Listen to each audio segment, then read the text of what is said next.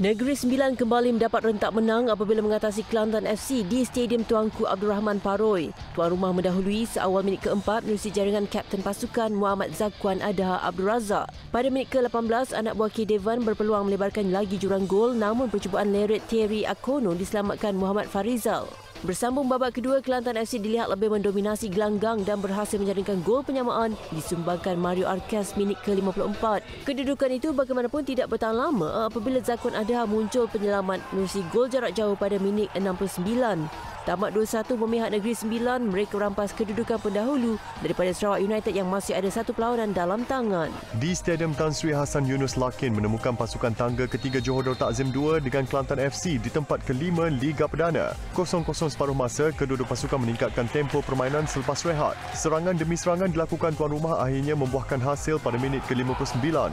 Fernando Rodriguez berjaya menampan bola sekaligus meletakkan JDT 2 di hadapan. Skuad bimbingan Marco Ragini bangkit menyamakan jaringan pada minit ke-71 selepas pemain gantian Nur Syamil Abdul Ghani yang tidak dikawal menewaskan Muhammad Hazid Nazli. Berkongsi satu mata, pelawat naik satu anak tangga ke tempat keempat, satu mata terpisah di belakang lawan yang mengumpul 15 mata. Pasukan Perak 2 gagal memanfaatkan kelebihan beraksi di gelanggang sendiri selepas hanya terikat tanpa jaringan ketika bertemu skuad projek FAM MSN dalam saingan Liga Perdana. Beraksi di Stadium Perak di Ipoh, kedua-dua pasukan saling mencuba untuk meraih jaringan. Kedudukan terikat 0-0 ketika tamat separuh masa pertama. Memasuki babak kedua, anak buah Syamsul Saad menggandakan asakan, tetapi jaringan minit ke-48 yang dihasilkan tidak dikira kerana offside. Ketangkasan penjaga gol pelawat juga banyak menyelamatkan keadaan daripada dibolosi Perak 2. Berbaki 10 minit perlawanan, tuan rumah terpaksa bermain dengan 10 pemain apabila Muhammad Nasrul Amri Kamarul Azhar dilayangkan kad merah kerana mengasari pemain lawan.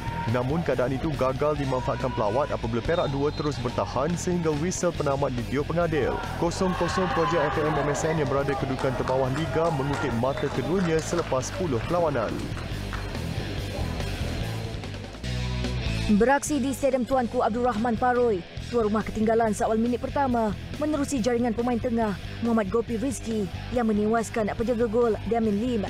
Masuk separuh masa kedua, skuad bimbingan K. Devan kembali memperkemas jentera serangan dan hasilnya Alan Thierry Akono berjaya menyamakan kedudukan satu sama pada minit ke-61.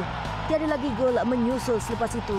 Negeri Sembilan kekal di puncak Liga Premier dengan 18 mata. Sementara Sarawak United yang kurang satu perlawanan berada di tangga kedua dengan 17 mata. Di Stadium Bola Sepak Kuala Lumpur Ceras, Kelantan United FC berjaya memperbaiki kedudukan ke tangga ketiga selepas mengatasi Kuching City FC 1-0. Tanpa jaringan sepanjang babak pertama, Kelantan United akhirnya memecah kebuntuan gol menerusi sepakan percuma Fakhrul Zaman Wan Abdullah Zawawi yang tepat menuju gawang lawan pada minit ke-52. Kemenangan yang membantu Kelantan United naik ke tangga ketiga, manakala Kuching City FC di tangga ke-10.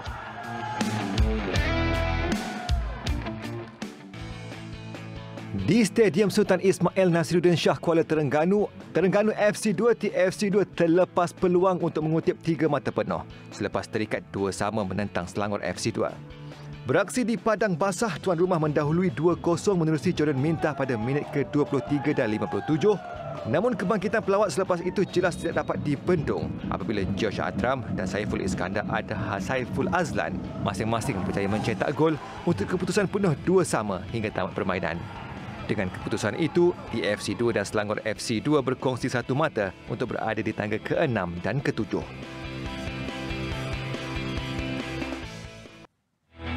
Pertemuan antara pasukan di kelompok bawah Liga menyaksikan permainan berlangsung seimbang. Tiada sebarang gol dihasilkan kedua-dua pasukan pada babak pertama perlawanan di Stadium Perak di Ipoh. Namun memasuki separuh masa kedua, pasukan bimbingan Irfan Bakti Abu Salim nampak lebih menyerlah. Hasilnya, pasukan pelawat berjaya memecah kebuntuan pada minit ke-56. Jaringan Muhammad Alif Hassan menerusi sepakan percuma menarik, meletakkan Kuching City di hadapan. Anak buah Syamsul Saad berusaha untuk kembali menyaingi pasukan lawan, namun gerakan diatur menemui jalan buntu. Dan ketika permainan hampir tamat, kelekaan pertahanan Perak dihukum Joseph Kalangkui menerusi gol kedua pasukan pelawat. Tamat permainan, Kuching City FC 2, Perak FC 2 kusut.